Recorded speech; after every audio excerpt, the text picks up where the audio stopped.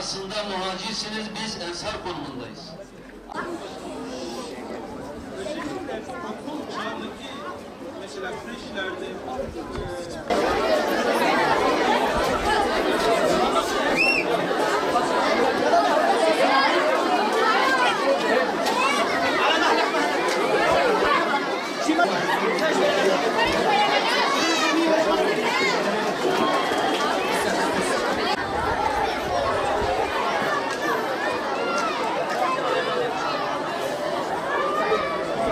Ülkemizde geçici koruma altına alınan Suriyelilere birinci basamak sağlık hizmetlerini daha kaliteli ve etkin bir şekilde sunmak, bu hizmetlere erişimi artırmak amacıyla İl Sağlık Müdürlüğümüz yoğun bir çaba sarf etmekte.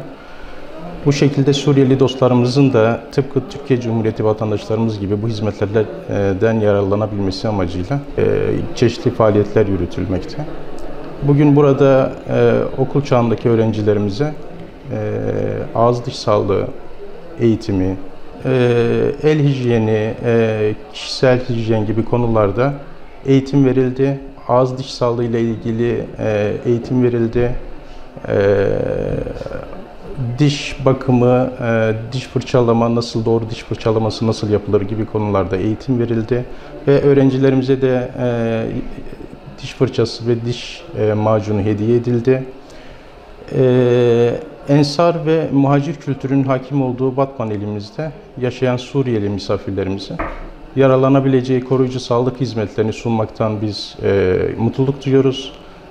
Sağlık Müdürlüğü olarak amacımız ilimizde yaşayan göçmen kardeşlerimizin sağlık alanında her türlü ihtiyaçlarını karşılamak, kaliteli ve hızlı bir şekilde sağlık hizmeti alabilmelerini sağlamaktır.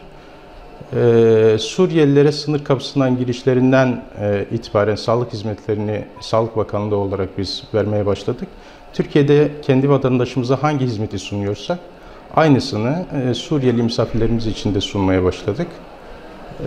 Bugün yaklaşık 600 öğrenciye eğitim verilecek. 600 öğrencimize de diş fırçası ve diş macunu dağıtımı yapılacaktır.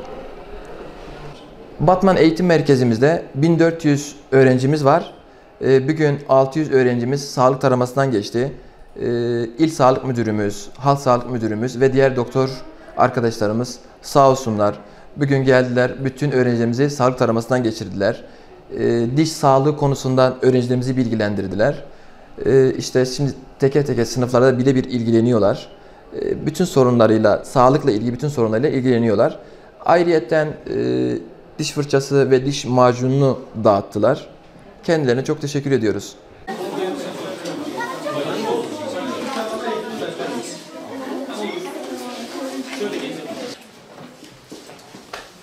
Tamam, teşekkürler.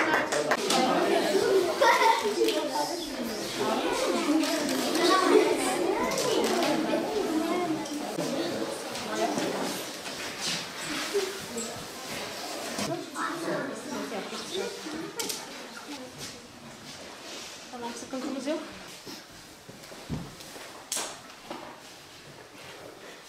Kapat dişleri. Şöyle. Arkadaşlar. Kapat. Sabit bırakalım. Aç.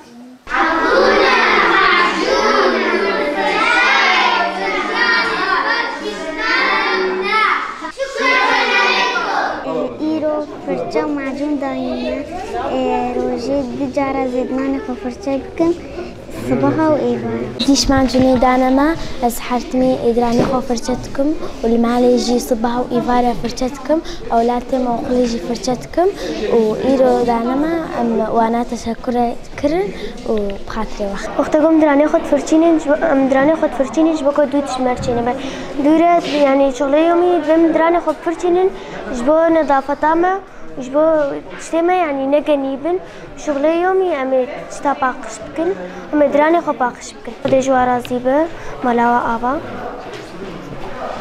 ازداد على بس باب دراني خبشول دراني بكري بورا إيرو جزدان دانا ما تدا معجون وفرشة تدا هنا جبونا عم دراني خباقش كن جبونا صحة تامة جبونا أمور مدرسة جبونا ولد راني ما باقش بن وجبونا محترم بن جبوي كيفما الزحفات چانتای رو دانم فرچه و معجون خاطر رانی خوبشون خاطر باغش بوده